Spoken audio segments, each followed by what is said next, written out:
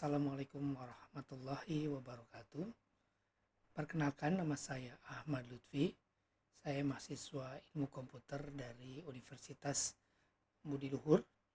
Di sini saya hendak melaksanakan tugas yang dibebankan pada kami mahasiswa di mata kuliah manajemen data.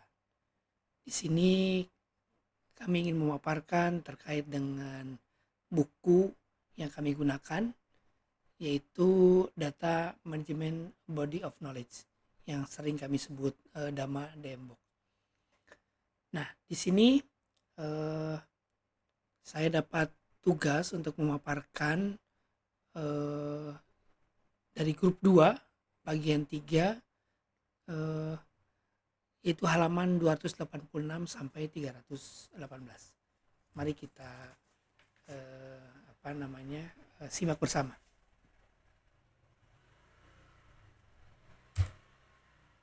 Baik, isi dari paparan ini atau materi ini melanjutkan dari paparan sebelumnya, yaitu di bab 8 terkait dengan integrasi dan interoperabilitas data, dan chapter 1 pendahuluan. Jadi bab ini sudah disampaikan oleh rekan saya sebelumnya. Nah, kita lanjutkan di bab 8 ini dari poin 2 sampai 7. Kemudian dilanjut sedikit, kita melompat ke bab 9 untuk manajemen dokumen dan konten. Lanjut. Pada bab ini kita bahas terkait dengan kegiatan integrasi data, di mana kegiatan integrasi dan interoperabilitas data ini menjelaskan bagaimana data tersebut berada di tempat yang dibutuhkan, saat dibutuhkan, dan dalam bentuk dan di mana hal tersebut diperlukan. Aktivitas integrasi data juga mengikuti life cycle-nya, yaitu siklus hidup pengembangan, dimulai dari kalau kita lihat di sini ada perencanaan analisis, kemudian perancangan solusi integrasi data, kemudian pengembangan solusi integrasi data, dan terakhir implementasi dan monitoring. Untuk kegiatan perencanaan dan analisa itu terbagi atas beberapa poin. Pertama, menentukan integrasi data dan kebutuhan siklus hidupnya. Kemudian setelah mendefinisikan kebutuhan integrasi ini, kita melakukan penemuan data. Jadi kegiatan ini harus dilakukan sebelum perancangan. Tujuan dari penemuan data adalah untuk mengidentifikasi sumber data yang potensial dalam upaya untuk mengintegrasi data. Selanjutnya, setelah penemuan, kemudian kita melakukan riwayat data dokumen, di mana proses ini mengungkap informasi bagaimana data tersebut mengalir dalam organisasi. Kemudian pada tahapan ini juga kita berpeluang untuk melakukan perbaikan, melakukan proses analisis dan upaya untuk melakukan peluang dalam perbaikan aliran data tersebut. Nah, setelah melakukan penemuan riwayat, kita selanjutnya melakukan profiling data. Nah, pembuatan profiling data ini melibatkan analisis dari format data, kemudian populasi data, nilai data, kemudian pola dan hubungan internal pada kumpulan data, dan hubungan dengan kumpulan data lainnya. Jadi salah satu tujuan dari pembuatan profil ini adalah menilai kualitas data tersebut. Selanjutnya, setelah melakukan profiling data, kita melakukan aturan bisnis. Nah,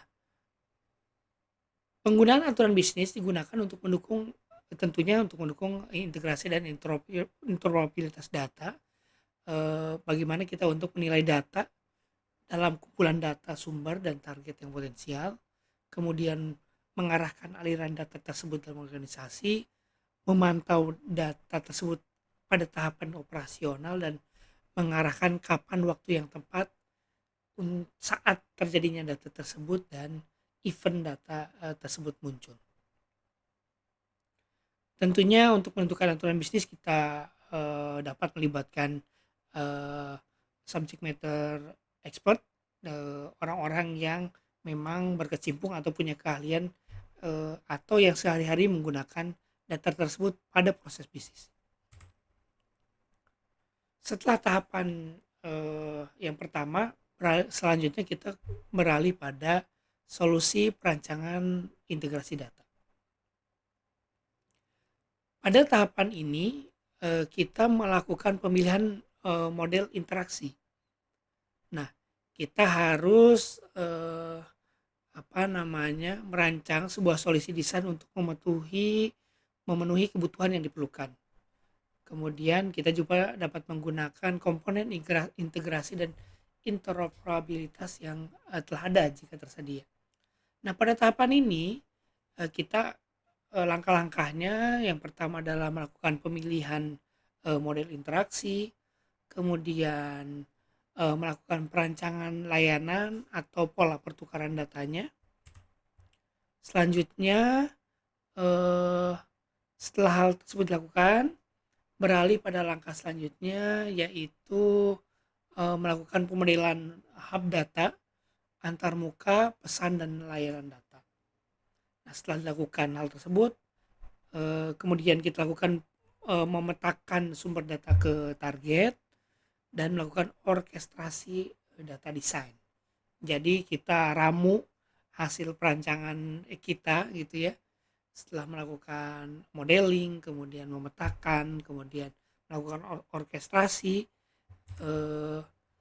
Setelah semuanya dilakukan, tahapan selanjutnya adalah melakukan pengembangan dan integrasi data tersebut. Tentunya langkah-langkahnya yaitu mengembangkan layanan data. Dari bagaimana layanan tersebut diakses, diubah, kemudian dikirim sesuai dengan model interaksi yang kita tentukan sebelumnya. Nah, alat bantu atau rangkaian yang sering dilakukan pada tahapan ini bagaimana kita lakukan transformasi data, kemudian manajemen data master, kemudian penyimpanan data dan sebagainya. Setelah proses itu dilakukan, kemudian kita kembangkan aliran datanya, aliran ETL-nya kita susun gitu ya, kita kembangkan bagaimana data tersebut mengalir, jadwalnya seperti apa, frekuensinya atau besaran datanya seperti apa, kita diatur di sini. Selanjutnya adalah melakukan pengembangan migrasi data. Jadi bagaimana memindahkan dari satu tempat ke tempat lain, tentunya dengan pola yang telah ditentukan, model yang telah ditentukan. Nah, setelah migrasi data, pola model telah dilakukan, langkah selanjutnya adalah publikasi ya, mengembangkan publikasi, deploy-nya seperti apa, kemudian tentunya prosesnya akan lebih kompleks gitu ya, makanya kita perlu kembangkan alur pemrosesan event atau acaranya yang lebih kompleks gitu. Dan yang selanjutnya adalah memelihara metadata tersebut. Tentunya tahapan terakhir dari kegiatan integrasi data adalah kita harus melakukan selain melakukan implementasi, yaitu monitoring atas kegiatan tersebut. Selanjutnya kita akan bahas terkait dengan tools atau peralatan yang digunakan dalam proses integrasi dan interoperabilitas data tersebut. Yang pertama adalah tentunya mesin transformasi data ya, atau alat ETL. Nah, mesin transformasi ini atau ETL ini adalah alat utama dalam kotak peralatan integrasi data yang merupakan pusat dari setiap sumber integrasi dari data organisasi. Selain itu, kita harus punya juga server virtualisasi data. Bagaimana kegiatan mesin ini dilakukan untuk melakukan kegiatan ekstraksi, transformasi, dan memuat data secara fisik gitu ya. Walaupun pada server ini dilakukan secara virtual. Tentunya kita juga sering melibatkan ESB ya, Enterprise Service Bus. Kemudian tidak lupa bisnis rule-nya, bagaimana sebuah proses bisnis organisasi itu kita harus paham juga sebuah bisnis rule yang dilakukan di sana, dan data yang dipindahkan itu harus benar-benar sesuai dengan bisnis rule yang telah ada gitu. Kemudian selanjutnya adalah alat pemodelan data dan proses. Kemudian juga tidak lupa kita gunakan alat profiling data ya, profil data yang telah kita bahas sebelumnya, dan bagaimana data yang kita olah tersebut kita harus simpan. Kita juga harus punya repository metadata. Jadi jangan sampai di tengah jalan kita lupa nih apa yang telah kita lakukan, data-data, catatan-catatan dalam prosesnya seperti apa, disimpan pada repository metadata. Tahapan selanjutnya yaitu teknik ya. Pada poin 4 ini teknik-teknik ini sangat penting untuk merancang solusi integrasi data yang tujuan dasarnya adalah untuk menjaga agar aplikasi tetap digabungkan secara agile ya, secara longgar. Kemudian juga dia membatasi jumlah antarmuka yang dikembangkan, dan membutuhkan tentunya interface baru yang perlu pendekatan secara khusus mungkin gitu dalam proses kegiatan ini. Selanjutnya adalah kita beralih pada pedoman pelaksanaan. Pertama ada penilaian kesiapan atau penilaian risiko gitu. Kemudian selanjutnya langsung pada tata kelola datanya gitu ya. Bagaimana keputusan tentang desain pesan data, model data, kemudian aturan transformasi data ini tentunya berefek langsung pada kemampuan organisasi dalam menggunakan datanya gitu. Kemudian jadi meskipun ada banyak pertimbangan teknis gitu yang telah kita bahas sebelumnya dalam menentukan aturan bisnis, kemudian juga bersifat teknis gitu ya, tentunya harus dikelola gitu, jangan sampai menyebabkan kesalahan dalam proses aliran datanya. Dan tentunya dengan tata kelola ini ada beberapa hal-hal yang kita lakukan, yaitu pertama adalah kesepakatan pembagian data, kemudian juga silsilah datanya gitu ya, riwayat datanya seperti apa, kemudian juga kita harus lihat juga matrik dari integrasi data gitu ya. Nah khusus pada matrik ini kita ukur nih, kita lihat bagaimana ketersediaan datanya gitu ya. Jadi jangan sampai data yang dibutuhkan itu tidak ada gitu, atau kita butuhkan tapi nggak ada di dokumen sumber atau data sumber gitu ya. Kita harus analisis seperti itu. Kemudian juga volume dan kecepatan datanya yang tentunya terkait erat dengan teknik, kemudian ETL tadi, kemudian mesin virtualisasi gitu ya, karena ini berpengaruh pada volume, kemudian kecepatan transmisi, kemudian ada latensi juga, ada waktu juga yang tentunya merupakan bagian dari sumber yang harus kita kelola gitu, yang berujung pada tahapan selanjutnya yaitu biaya dan kompleksitas gitu ya. Jadi itu juga harus dianalisis terkait dengan semakin kompleks sebuah kegiatan pasti akan berujung pada waktu yang lebih panjang dan biaya yang tentunya lebih besar. Itu tahap bab 8 gitu ya, yang telah kita bahas. Selanjutnya beralih pada bab 9 terkait dengan manajemen dokumen dan konten. Jadi terkait dengan manajemen dokumen dan konten ini mencakup pengendalian pengambilan, kemudian penyimpanan, kemudian akses dan penggunaan data dan informasi yang disimpan di luar basis data relasional gitu. Fokusnya adalah menjaga integritas dan memungkinkan akses ke dokumen dan informasi tidak terstruktur atau semi terstruktur lainnya yang membuatnya kurang lebih setara dengan manajemen operasi data dan untuk database relasional. Nah, jenis data tidak terstruktur ini telah berkembang sejak awal 2000-an dan seiring dengan meningkatnya kapasitas untuk menangkap dan menyimpan informasi digital,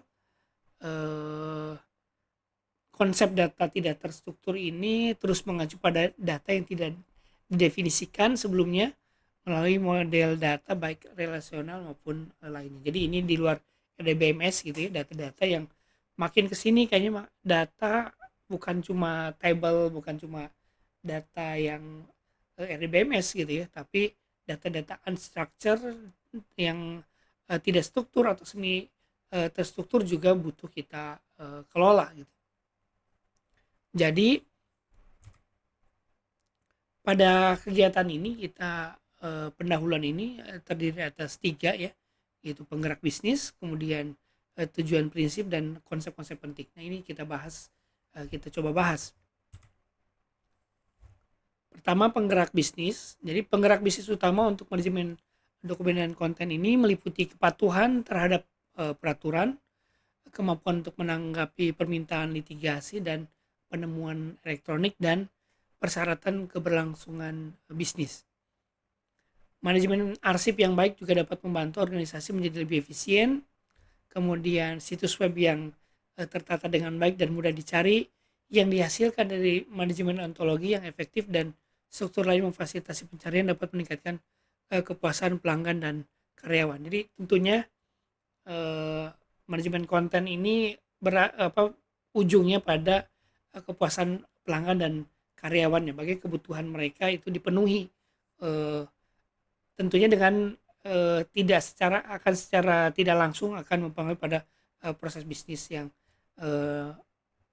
ada pada organisasi tersebut. Kemudian tujuan dari penerapan praktik terbaik dari lingkungan manajemen dokumen dan konten ini yaitu memastikan pengambilan dan penggunaan data dan informasi menjadi lebih efektif, efisien walaupun dalam format yang tidak terstruktur gitu. Kemudian memastikan kemampuan integrasi antara data terstruktur dan tidak terstruktur, dan tentunya sesuai dengan koridor hukum dan juga memenuhi harapan pelanggan. Pada manajemen dokumen dan konten juga harus memenuhi prinsip-prinsip tertentu gitu ya, yaitu setiap orang dalam organisasi tentunya punya peranan dalam melindungi masa depan organisasi. Kemudian mereka dalam proses kegiatan pekerjaan mereka pasti membuat, menggunakan, kemudian mengambil, bahkan terminated atau menghapus arsip gitu ya, itu harus dilakukan sesuai dengan SOP yang telah ditentukan pada organisasi tersebut. Kemudian juga tentunya harus dilibatkan gitu ya para ahli dalam penanganan catatan dan konten yang dibuat oleh organisasi tersebut, dimulai dari tahapan kebijakan gitu ya. Nah, prinsip pencatatan ini sudah disusun gitu ya secara umum gitu dan diterbitkan oleh ARMA. Nah, prinsip-prinsipnya yaitu prinsip akuntabilitas, kemudian prinsip integritas, kemudian prinsip perlindungan, kemudian kepatuhan, ketersediaan, penyimpanan, disposisi, dan transparansi. Karena nah ini tentunya berkaitan erat dengan bagaimana data pada suatu organisasi diolah, dihasilkan, dikelola gitu ya melalui prinsip-prinsip tadi, sehingga selain menunjang kebutuhan organisasi juga tentunya salah satunya prinsip keamanan yang mungkin perlindungan baik data konsumen yang diolah ataupun kerahasiaan data dari perusahaan tersebut. Selanjutnya adalah konsep-konsep penting yang perlu baiknya kita bahas juga di manajemen dokumen dan konten ini menjadi sebuah dokumen atau sebuah konten seperti ember untuk air gitu ya, yaitu sebuah wadah gitu ya. Jadi konten ini mengacu pada data dan informasi di dalam file, dokumen, ataupun situs web gitu ya. Nah, tentunya konten ini juga memiliki siklus hidup gitu ya. Jadi bagaimana data tersebut dihasilkan, diolah, digunakan, kemudian ketika data dokumen tersebut tidak lagi berguna untuk organisasi, bisa juga dihapus gitu ya. Nah, ini eh, menjadi sebuah catatan bagaimana data tersebut dikelola gitu. Nah, ketika konsep-konsep ini kita harus juga bahas terkait manajemen konten dan metadata konten gitu ya. Kemudian pemodelan kontennya gitu, dan sampai ke metode pengiriman kontennya gitu. Kemudian juga kosakata terkendali gitu ya. Tentunya pada organisasi butuh istilah-istilah atau taksonomi yang terkait erat dengan standar-standar sesuai dengan organisasi masing-masing gitu ya. Nah, itu juga harus dikelola gitu. Yang apa namanya, ketika kita lihat dari sebuah kosakatanya atau istilahnya, oh memang itu melambangkan memang organisasi tertentu gitu ya. Dan istilah tersebut juga harus dikelola gitu ya, harus di manage bagaimana eh, apa namanya kosakata tersebut juga eh, punya standar khusus gitu ya, di apa namanya sebuah standar Amerika ya, untuk memberikan pedoman terkait dengan konstruksi, format, dan manajemen kosakata.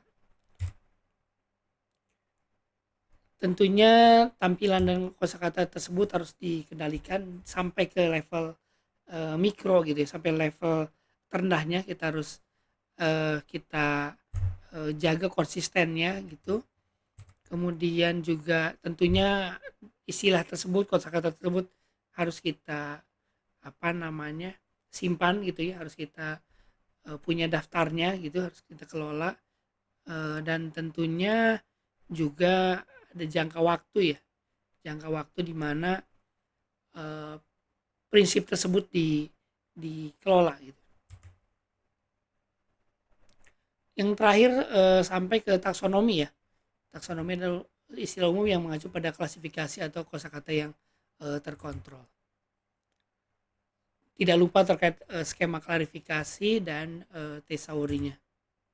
Sampai ke ontologi. Jadi ontologi adalah jenis taksonomi yang merepresentasikan sekumpulan konsep dan hubungannya dalam sebuah domain. Ontologi menyediakan representasi pengetahuan utama dalam web semantik dan digunakan dalam pertukaran informasi antar aplikasi web semantik. Tahapan selanjutnya adalah dokumen dan pencatatan. Jadi dokumen adalah sesuai definisinya benda elektronik atau kertas yang berisi instruksi untuk tugas, kemudian persyaratan tentang bagaimana dan kapan harus melakukan tugas atau fungsi, dan catatan pelaksanaan tugas dan keputusan.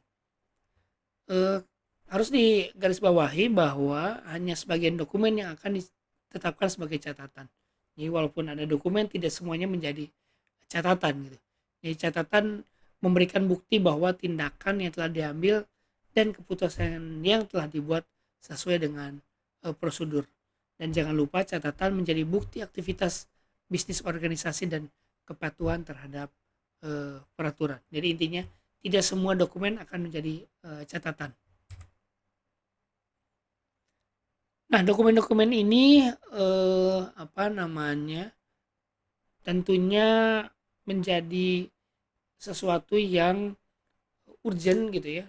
Dokumen ini harus kita kelola gitu, dan ternyata sudah dibahas bahkan diatur di level undang-undang gitu ya, seperti undang-undang Sarbanes-Oxley dan amandemen e-discovery pada aturan prosedur sivil federal dan Bill 198 di Kanada. Jadi memang saking pentingnya manajemen data ini diatur bahkan di level undang-undang. Eh, Manajemen dokumen ini memiliki siklus hidup gitu ya, meliputi inventarisasi, kemudian kebijakan, kemudian klasifikasi, penyimpanan, pengambilan dan sirkulasi dan pelestarian dan pemusnahan. Jadi siklusnya seperti itu ya, ada pembuatan dokumen, pembuatan data, kemudian diretrieve, digunakan, disimpan gitu ya, bahkan bahkan sampai ke pemusnahan gitu. Tentunya jangan lupa manajemen arsip ya, data tersebut disimpan itu harus dikelola juga. Jadi apa namanya, eh, sudah ada standarnya ISO 15489 terkait manajemen arsip. Nah, jangan lupa juga terkait dengan apa namanya, DMA ya, Digital Asset Management, di mana eh, manajemen dokumen yang berfokus pada penyimpanan, pelacakan dan penggunaan dokumen media kayak apa namanya, media seperti video, logo, foto. Nah, ini terkait dengan hak cipta ya, dari manajemen arsip tersebut. Sekian tugas atau paparan yang menjadi eh, tugas saya pada mata kuliah ini. Silakan dilanjutkan oleh teman-teman di bab selanjutnya. Sekian dari saya. Wabillahi taufiq wal hidayah. Assalamualaikum warahmatullahi wabarakatuh.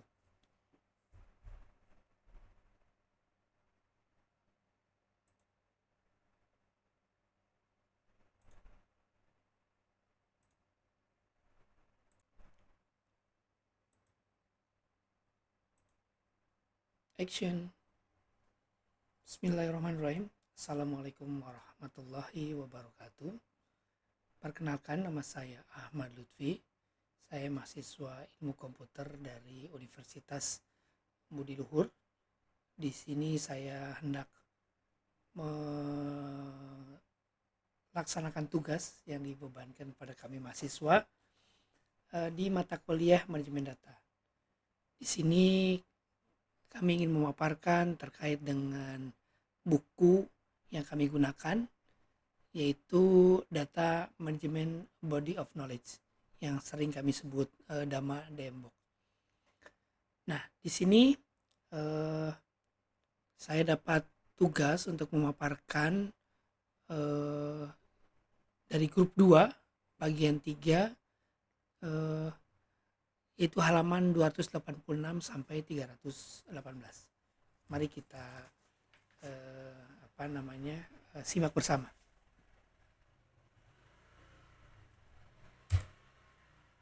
Baik, isi dari paparan ini atau materi ini melanjutkan dari paparan sebelumnya, yaitu di bab 8 terkait dengan integrasi dan interoperabilitas data, dan chapter 1 pendahuluan. Jadi bab ini sudah disampaikan oleh rekan saya sebelumnya.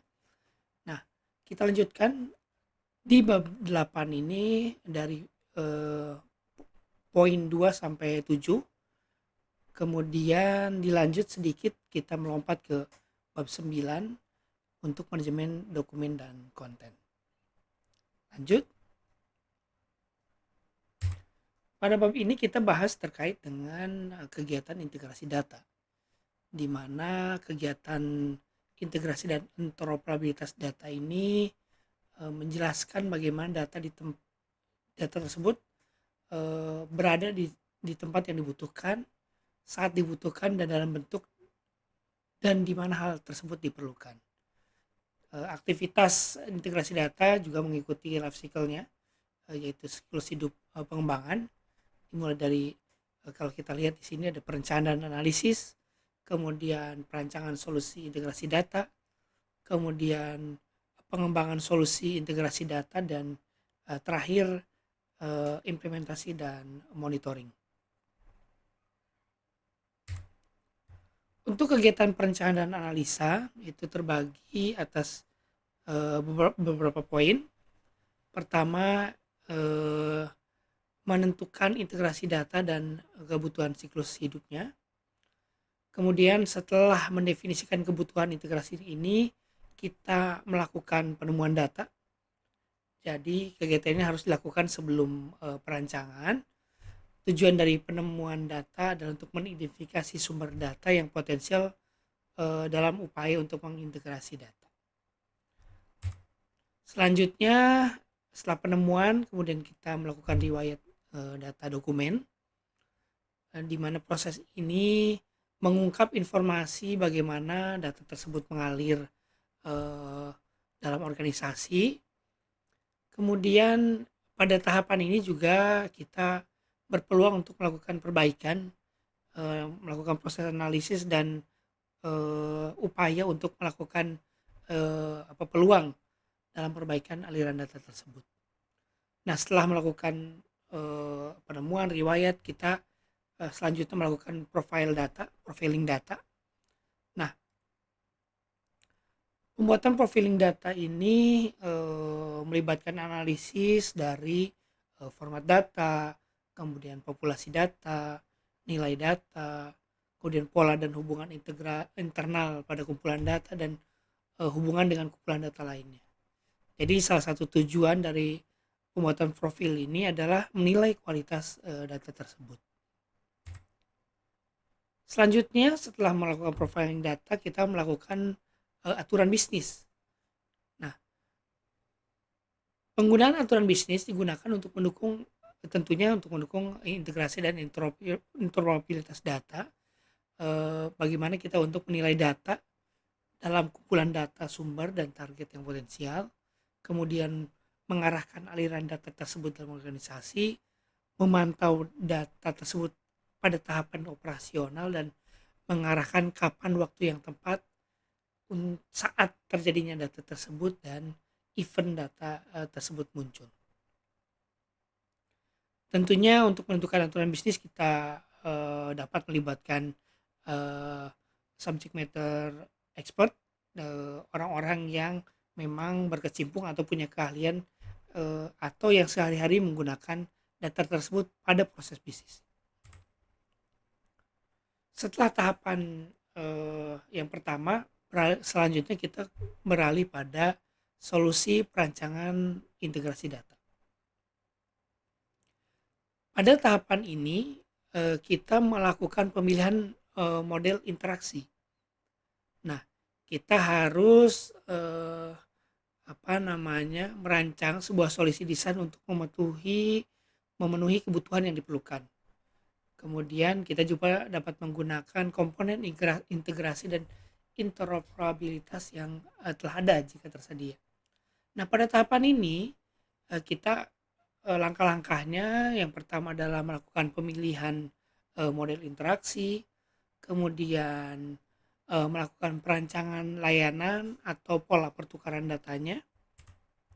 Selanjutnya, setelah hal tersebut dilakukan, beralih pada langkah selanjutnya, yaitu melakukan pemodelan hub data antarmuka, pesan, dan layanan data.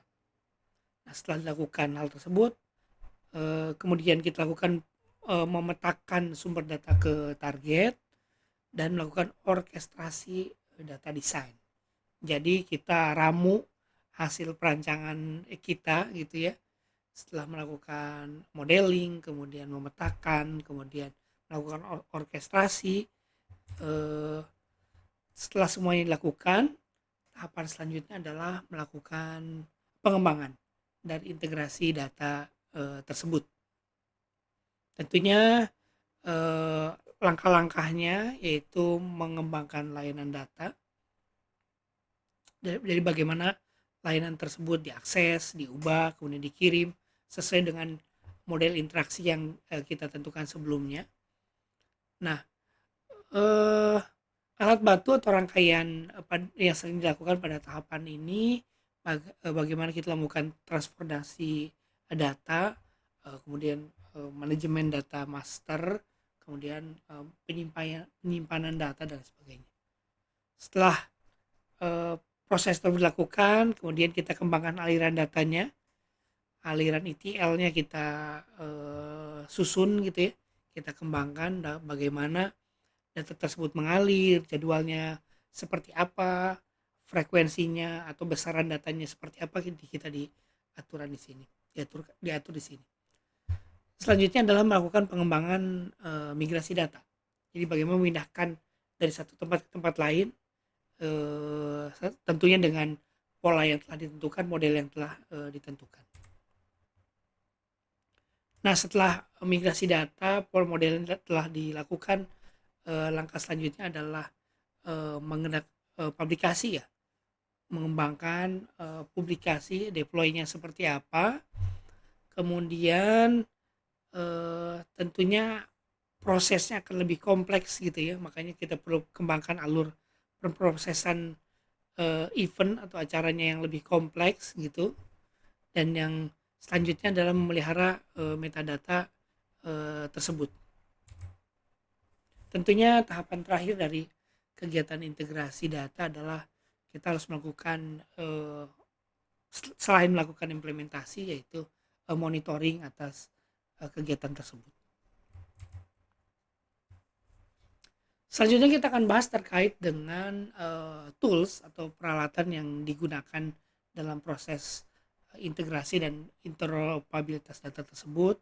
Yang pertama adalah tentunya mesin transformasi data ya, atau alat ETL. Nah, mesin transformasi ini atau ETL ini adalah alat utama dalam kotak peralatan integrasi data yang merupakan pusat dari setiap sumber integrasi dari data organisasi. Selain itu, kita harus punya juga server virtualisasi data. Bagaimana kegiatan mesin ini dilakukan untuk melakukan kegiatan ekstraksi, transformasi, dan memuat data secara fisik gitu ya. Walaupun pada server ini dilakukan secara virtual. Tentunya kita juga sering melibatkan ESB ya, Enterprise Service Bus. Kemudian tidak lupa bisnis rule-nya, bagaimana sebuah proses bisnis organisasi itu kita harus paham juga sebuah bisnis rule yang dilakukan di sana, dan data yang dipindahkan itu harus benar-benar sesuai dengan bisnis rule yang telah ada gitu. Kemudian selanjutnya adalah alat pemodelan data dan proses. Kemudian juga tidak lupa kita gunakan alat profiling data ya, profil data yang telah kita bahas sebelumnya, dan bagaimana data yang kita olah tersebut kita harus simpan. Kita juga harus punya repository metadata, jadi jangan sampai di tengah jalan kita lupa nih apa yang telah kita lakukan, data-data, catatan-catatan dalam prosesnya seperti apa, disimpan pada repository metadata. Tahapan selanjutnya yaitu teknik ya. Pada poin 4 ini, teknik-teknik ini sangat penting untuk merancang solusi integrasi data yang tujuan dasarnya adalah untuk menjaga agar aplikasi tetap digabungkan secara agile ya, secara longgar. Kemudian juga dia membatasi jumlah antarmuka yang dikembangkan, dan membutuhkan tentunya interface baru yang perlu pendekatan secara khusus mungkin gitu dalam proses kegiatan ini. Selanjutnya adalah kita beralih pada pedoman pelaksanaan. Pertama ada penilaian kesiapan atau penilaian risiko gitu. Kemudian selanjutnya langsung pada tata kelola datanya gitu ya. Bagaimana keputusan tentang desain pesan data, model data, kemudian aturan transformasi data ini tentunya berefek langsung pada kemampuan organisasi dalam menggunakan datanya gitu. Kemudian jadi meskipun ada banyak pertimbangan teknis gitu yang telah kita bahas sebelumnya dalam menentukan aturan bisnis, kemudian juga bersifat teknis gitu ya, tentunya harus dikelola gitu, jangan sampai menyebabkan kesalahan dalam proses aliran datanya. Dan tentunya dengan tata kelola ini ada beberapa hal-hal yang kita lakukan, yaitu pertama adalah kesepakatan pembagian data, kemudian juga silsilah datanya gitu ya, riwayat datanya seperti apa, kemudian juga kita harus lihat juga matrik dari integrasi data gitu ya. Nah, khusus pada matrik ini kita ukur nih, kita lihat bagaimana ketersediaan datanya gitu ya. Jadi jangan sampai data yang dibutuhkan itu tidak ada gitu, atau kita butuhkan tapi nggak ada di dokumen sumber atau data sumber gitu ya. Kita harus analisis seperti itu. Kemudian juga volume dan kecepatan datanya yang tentunya terkait erat dengan ya teknik, kemudian ETL tadi, kemudian mesin virtualisasi gitu ya, karena ini berpengaruh pada volume, kemudian kecepatan transmisi, kemudian ada latensi juga, ada waktu juga yang tentunya merupakan bagian dari sumber yang harus kita kelola gitu, yang berujung pada tahapan selanjutnya itu biaya dan kompleksitas gitu ya. Jadi itu juga harus dianalisis terkait dengan semakin kompleks sebuah kegiatan pasti akan berujung pada waktu yang lebih panjang dan biaya yang tentunya lebih besar. Itu tahap bab 8 gitu ya, yang telah kita bahas. Selanjutnya beralih pada bab 9 terkait dengan manajemen dokumen dan konten.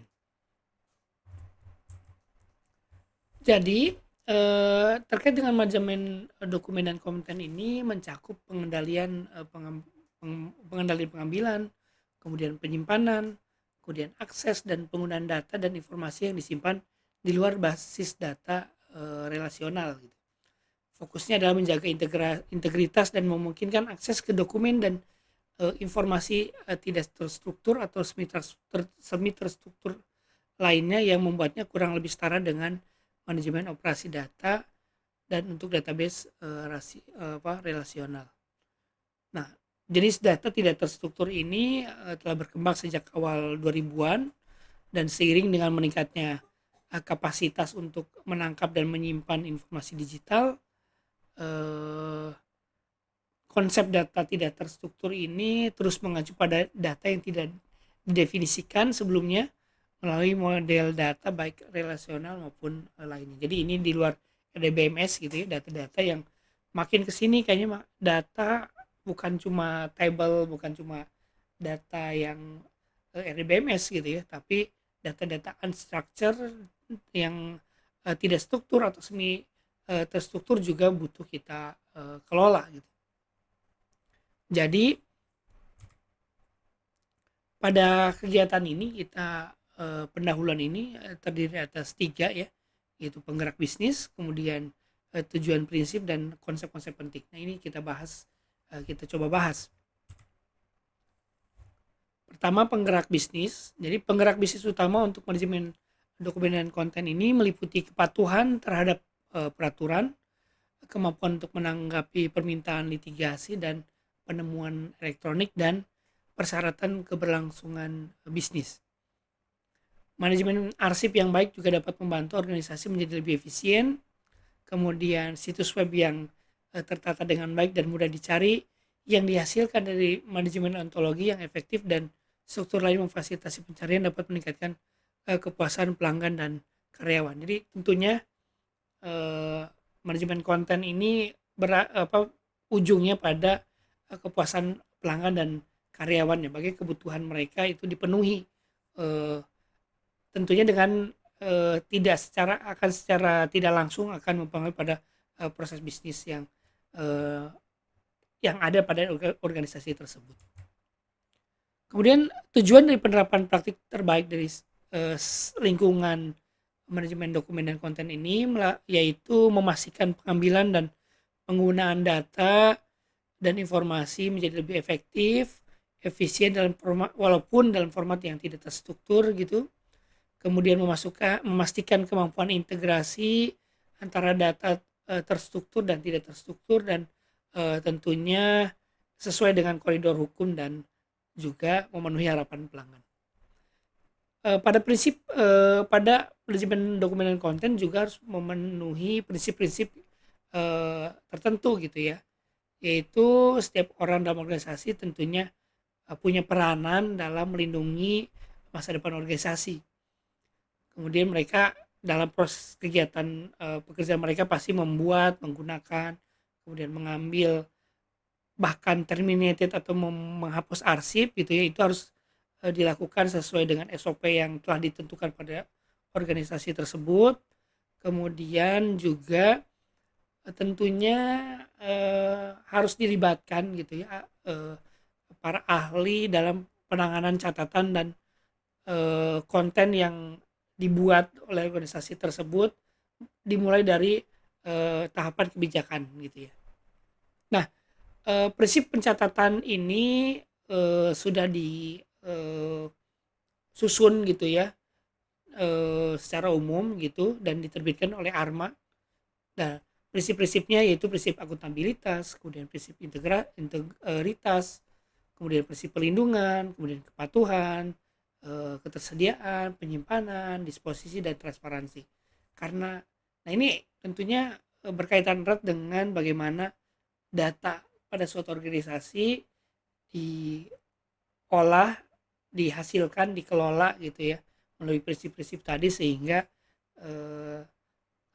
selain menunjang kebutuhan organisasi juga tentunya salah satunya prinsip keamanan yang mungkin perlindungan baik data konsumen yang diolah ataupun kerahasiaan data dari perusahaan tersebut.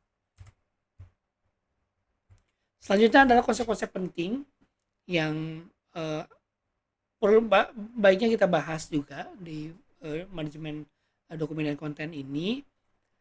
Jadi sebuah dokumen adalah sebuah konten seperti ember untuk air gitu ya, yaitu sebuah wadah gitu ya.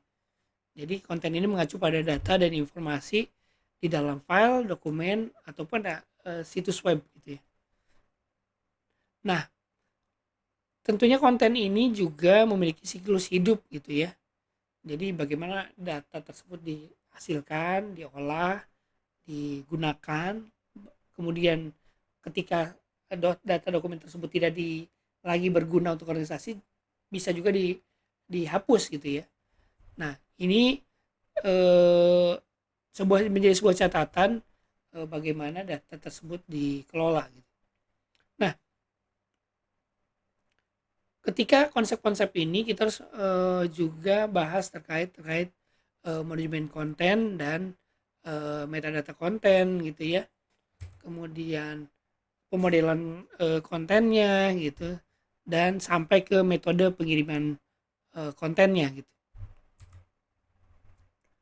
Kemudian juga kosakata terkendali gitu ya. Tentunya pada organisasi butuh istilah-istilah atau taksonomi yang terkait erat dengan standar-standar sesuai dengan organisasi masing-masing gitu ya. Nah, itu juga harus dikelola gitu. Yang ketika kita lihat dari sebuah kosakatanya atau istilahnya, oh memang itu melambangkan memang organisasi tertentu gitu ya. Dan istilah tersebut juga harus dikelola gitu ya, harus di manage bagaimana kosakata tersebut juga punya standar khusus gitu ya di sebuah standar Amerika ya, untuk memberikan pedoman terkait dengan konstruksi, format, dan manajemen kosakata. Tentunya tampilan dan kosakata tersebut harus dikendalikan sampai ke level mikro gitu ya, sampai level terendahnya kita harus jaga konsistennya gitu. Kemudian juga tentunya istilah tersebut, kosakata tersebut harus kita simpan gitu ya, harus kita punya daftarnya gitu, harus kita kelola, dan tentunya juga ada jangka waktu di mana prinsip tersebut dikelola gitu. Yang terakhir sampai ke taksonomi ya. Taksonomi adalah istilah umum yang mengacu pada klasifikasi atau kosakata yang terkontrol. Tidak lupa terkait skema klarifikasi dan tesaurinya. Sampai ke ontologi. Jadi ontologi adalah jenis taksonomi yang merepresentasikan sekumpulan konsep dan hubungannya dalam sebuah domain. Ontologi menyediakan representasi pengetahuan utama dalam web semantik dan digunakan dalam pertukaran informasi antar aplikasi web semantik. Tahapan selanjutnya adalah dokumen dan pencatatan. Jadi dokumen adalah sesuai definisinya benda elektronik atau kertas yang berisi instruksi untuk tugas, kemudian persyaratan tentang bagaimana dan kapan harus melakukan tugas atau fungsi, dan catatan pelaksanaan tugas dan keputusan. Harus digarisbawahi bahwa hanya sebagian dokumen yang akan ditetapkan sebagai catatan. Jadi walaupun ada dokumen, tidak semuanya menjadi catatan gitu. Jadi catatan memberikan bukti bahwa tindakan yang telah diambil dan keputusan yang telah dibuat sesuai dengan prosedur. Dan jangan lupa catatan menjadi bukti aktivitas bisnis organisasi dan kepatuhan terhadap peraturan. Jadi intinya tidak semua dokumen akan menjadi catatan. Nah, dokumen-dokumen ini tentunya menjadi sesuatu yang urgent gitu ya. Dokumen ini harus kita kelola gitu, dan ternyata sudah dibahas bahkan diatur di level undang-undang gitu ya, seperti undang-undang Sarbanes-Oxley dan amandemen e-discovery pada aturan prosedur sivil federal dan Bill 198 di Kanada. Jadi memang saking pentingnya manajemen data ini diatur bahkan di level undang-undang. Manajemen dokumen ini memiliki siklus hidup gitu ya, meliputi inventarisasi, kemudian kebijakan, kemudian klasifikasi, penyimpanan, pengambilan dan sirkulasi, dan pelestarian dan pemusnahan. Jadi siklusnya seperti itu ya, ada pembuatan dokumen, pembuatan data, kemudian diretrieve, digunakan, disimpan gitu ya, bahkan sampai ke pemusnahan gitu. Tentunya jangan lupa manajemen arsip ya, data tersebut disimpan itu harus dikelola juga. Jadi sudah ada standarnya ISO 15489 terkait manajemen arsip. Nah, jangan lupa juga terkait dengan DMA ya, Digital Asset Management, di mana manajemen dokumen yang berfokus pada penyimpanan, pelacakan, dan penggunaan dokumen media kayak media seperti video, logo, foto. Nah, ini terkait dengan hak cipta ya dari manajemen arsip tersebut. Sekian tugas atau paparan yang menjadi tugas saya pada mata kuliah ini. Silakan dilanjutkan oleh teman-teman di bab selanjutnya. Sekian dari saya. Wabillahi taufiq wal hidayah. Assalamualaikum warahmatullahi wabarakatuh.